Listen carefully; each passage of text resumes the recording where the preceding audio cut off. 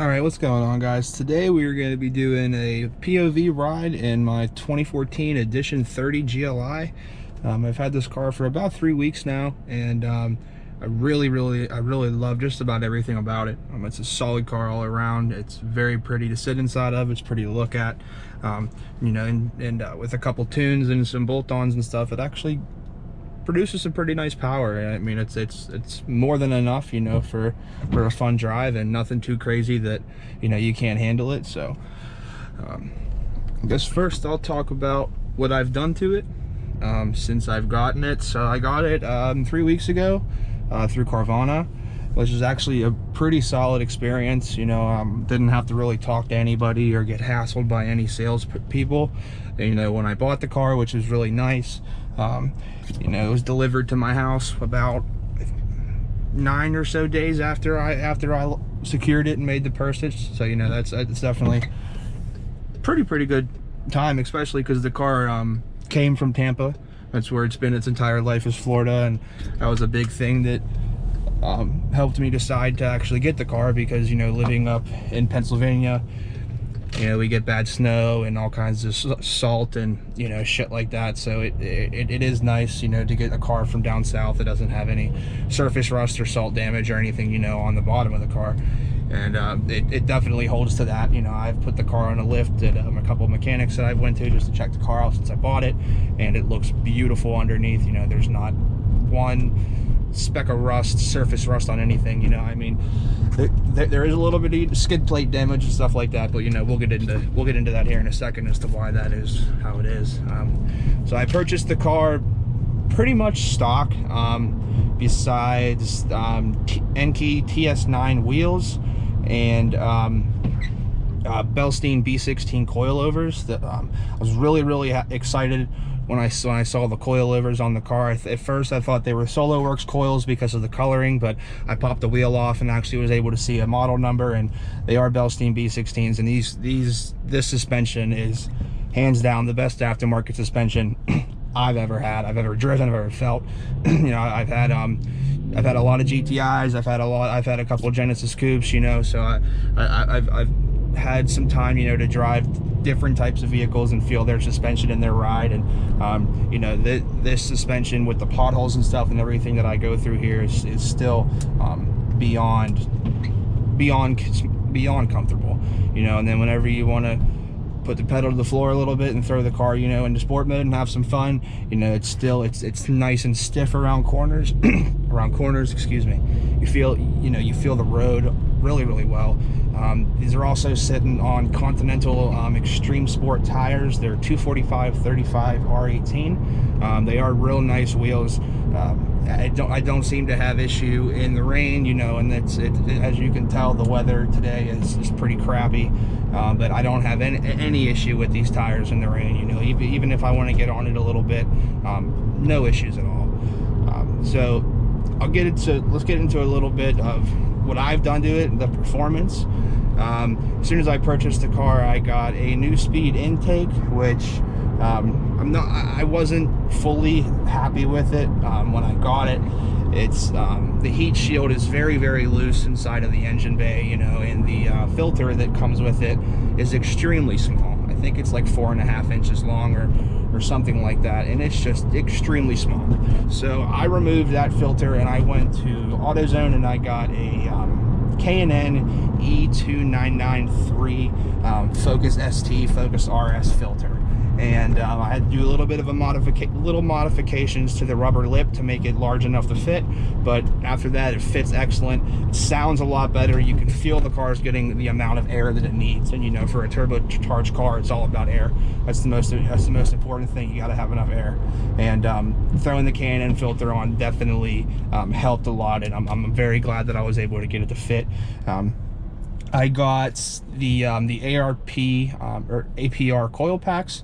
I didn't really notice any difference putting them on at first, but after I drove the car, for about a week or so after having it stock, sorry about that, after having it stock for about 10 days, which I know isn't long, but still, I was really able to to notice that it definitely does make a difference in terms of throttle response. There's nowhere near as much odd engine pinging and like little weird vibrations and stuff that I noticed on the old coil packs. Now that could generally just be because they're new coil packs. You know, this car has 70,000 miles on it, so it had the original coil packs on it, so it's hard to really say if the APR coil packs, you know, are actually better than stock, you know, because like I said, the car had 70,000 miles on it. Any new injector is going to feel better. So so that's that for the injectors. What else have so I went went to a place near me called TPG Tuning to get some Unitronic tunes. I lucked out a lot with that whole entire experience. So I learned when I took the car there that this car had previously been tuned by Unitronic at a different, you know, garage down in Florida. And since the software was already purchased, the software is locked to the VIN, to the vehicle number. And so what that means is whenever they scan my VIN to start doing the tune, Unitronic informed them that there was already an account that existed. And so what they were able to do was transfer the account over into my name, and they were able to flash the TCU and the ECU back to the original flashes, which was stage 1.5 ECU and stage 1 DSG for just a half an hour in labor. It was one of the coolest experiences I've ever had. I mean, I more than expected to, you know, spend about $1,400 for both tunes, you know, with labor after tax and all that. And I walked out paying $62 for half an hour of labor. I mean, it was amazing. And let me tell you, if you have a GLI and for whatever reason you don't have a tune, you're robbing yourself the full enjoyment and, you know, the full performance value that this car can truly offer. The turbo in here, I believe I think it's an IS-20. It could be an IS-12. I might be wrong with that, so please correct me if I am wrong. But there's turbo, you know, even though it's not the largest turbo, it can still produce pretty decent boost numbers.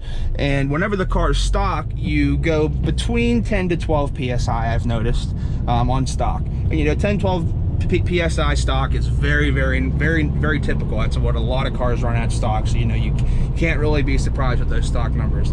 But with the stage 1.5 tune from Unitronic, I now get about 18.5 to 19.5 pounds of boost. And, you know, let me tell you, it might not sound like much, but when you break it down, you're literally adding 1/3 of the forced induction additional, 1/3 additional, you know, forced induction air properties and stuff from increasing the PSI. And so, I mean, 6 PSI, 7 PSI, that's a huge number. And you can tell immediately when you get in the car after the tune that it is faster. It's more responsive. How fast you pick up speed in the low end RPMs because of how the torque is adjusted is just unbelievable. I mean, you don't have to, you know, put the pedal to the floor and get up in revs nearly as much as you would have previously, you know, to get the turbo to start spooling and, you know, really get some movement. But, you know, now you get, like, as soon as you get on the gas by like 2,000 RPM, you already have like the stock original boost numbers. You're at like 12 PSI immediately. And then as you start to get on it more, the power band increases to like 18.5, 19 pounds of boost, and it just holds there all the way to like 6,200, and then it starts to drop off, you know. So if one thing, you know, a lot of people don't know is that you don't want to be banging your car off redline and stuff all the time, you know, unless your car is built for that. The way that the cars are tuned with the boost pressure is supposed to increase throughout the RPMs and then taper off or decrease as it comes closer to the rev limiter. So, you know, the rev limiter is about 7,000 on these, so around 6,000, 6,200, the boost starts to taper off. You'll probably lose 60 or 70% of your boost. So there's no point to keep taking that gear to the end, I mean, going all the way to the end of that gear, because you're not, that last 1,000 RPM that you have, it's not producing nearly as much power as if you were to shift up and go in, you know, into another gear. And I will say I did notice the DSG tune. I don't notice a lot with it. The transmission still seems to be relatively similar. The only thing that I have noticed is that so they say you get optimized sport modes and optimized drive modes, and I can definitely attest to the fact that there are some sort, oh man, all these damn potholes, Jesus, there are some sort of optimizations to drive and sport. I noticed that when the car was stock and you were in sport mode, being in between third and fourth gear was like the most miserable thing in the world. The car was jittery, it was jerking back and forth with locks, it kept shifting up, shifting down, shifting up, shifting down, and I've noticed that now that is pretty much obsolete. That doesn't happen anymore, you know, with the optimized sport mode. And I've noticed that in drive, the shifts, believe it or not, are quicker. And I mean, it's hard to believe that you know, the shift speeds are quicker, but I mean, they really are. You know, I mean, when you think of the way a dual clutch transmission is made, you know, the way these transmissions are made, the DSG gearboxes, the computer will preload a gear based off of throttle position, you know, and speed. So the way that the stock tune was, you know, you notice that the throttle position, it didn't really make too much of a difference where you had it at specific points. It would still just shift, or you know, do what it wanted to. But now you can really tell that, like, based off your throttle position and your speed, that the TCU is, I just want to say, smarter, I guess, and to learning and understanding how, you know, it should shift and when it should shift. You know, everybody knows DSGs have all kinds of what the fuck moments, you know, because you really have to drive them a specific way. They honestly are a manual transmission car that just happens to be automatically powered. I mean, if you have one of these cars and you don't know much about the transmission, I highly recommend just going on YouTube, looking up a few videos. There's a lot of them. They're super simple to understand, and like, it really allows you to get a better feel for how to drive the car just by watching a video and really understanding how everything inside of the transmission works. And you know, I've always had manual Volkswagens. This is my first DSG, so you know, once watching those videos and learning a little bit, I can honestly tell you that I have found better ways to drive the car to make it a more enjoyable and a more smooth, comforting experience. And so that's, like I said, it's definitely something I really recommend you guys get into and look at. But so all in all, with the tunes, you know, I got a little bit off track. The tunes are awesome. Like I said, if you don't have at least the stage 1 ECU, you know, you don't have to go all out and mash, you know, like the DSG and stuff. I recommend you do, so you don't have to worry about, you know, any gear slipping or clutch slippage and stuff like that, because that does even happen in the automatics, you know, if your DSG TCU is not keeping up, you know, with what the ECU is doing. But all in all, well worth the money. It is hands down, dollar for dollar, the best modification you can do to your vehicle without going big turbo. I mean, point blank, period. We did do a dyno after we did the stage 1.5 tune. We did a dyno at the wheels. We were doing about 268 wheel horsepower, which translates to around 295 to 305 crank, and we did about 308 foot-pounds of torque, which translates, you know, to between 330 and 340. And the car stock, measured by Volkswagen, I don't think Volkswagen understands how to dyno cars, because they claim this car stock, the 2014 30 edition GLI with the Gen 3 2.0T, they claim that it has 200 and I believe 9 or 10 horsepower with like 203 foot-pounds of torque. And I've driven a lot of cars in my day. I have a Challenger, you know, like I said, I've had GTIs and Genesis Coupes before, you know, I've driven a lot of vehicles that are around that semi, you know, that same stock horsepower range, and this car doesn't feel anything like 210 horsepower when it's stock. My butt dyno tells me, you know, of course it's not the most accurate thing, but my butt dyno tells me it's more around like 230. And when I was going through some dyno sheets online, I found out that APR, you know, even though they don't, some people really don't have the best things to say about them, they have dynoed our cars, that, you know, the Mark 6s with the Gen 3 at about 230 horsepower. And that, to me, when I saw those numbers, makes so much more sense, because, you know, a friend of mine has a Focus ST with the Ford Performance tune. You know, he loves it, and and you know, whenever he test drove the car with me, and you know, we were doing a couple test pulls, he even agreed with me. He said there's no way that, you know, this car feels like 210 horsepower. So, you know, of course there's so many different environmental variables and stuff that go into the numbers you get on a dyno. You know, I mean, like PSI changes based off altitude. You know, you have different air, you have different amounts, you have different types of like loose and condensed air. It's a dumb way to put it, but yeah, you know, the more condensed air you have, the better power you have. So yeah, I mean, your numbers are going to change based off of the season, based off the temperature, and based off of where you're at. So that could be, and APR is located in Cleveland, and you know, I'm sure you know, Volkswagen, I know these cars are made in Mexico, but I'm sure all the dyno numbers and stuff come from like their main you know, manufacturing plants that are still, you know, some of them are still in Germany. What the hell is that? I was a big ass deer. Oh man, sorry, I just totally got off track. So anyways, yeah, definitely not 210 horsepower stock, at least in my area, you know, where I am in Pennsylvania. So all in all, I love the car.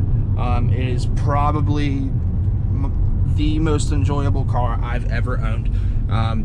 It's loaded with features, you know, it's fast, it's sleek, you know, it came with, like I said, those beautiful NKTS 9 wheels that are in perfect shape, not even one speck of road rash on them. And they came, you know, with those Belstein B16 coilovers, and it's just an amazing car, and I really think I lucked out, you know, with the purchase. I got it for 13 grand. You know, I really thought that was a good price. 70,000 miles, you know, and I mean, mileage is just a number of people, you know, it's all about how the car is taken care of. If you can get maintenance records that prove the car has been taken care of, mileage is just a number. I had a 20th edition 337 GTI that I drove to 317,000 miles before I sold it, and to my knowledge, the car is still on the road with the original engine, the original transmission, besides, you know, I wouldn't say original because the clutch has been upgraded, you know, but it's like original gearbox for the most part. And as of last year, when I last talked to the person who bought the car off me, it is still on the road.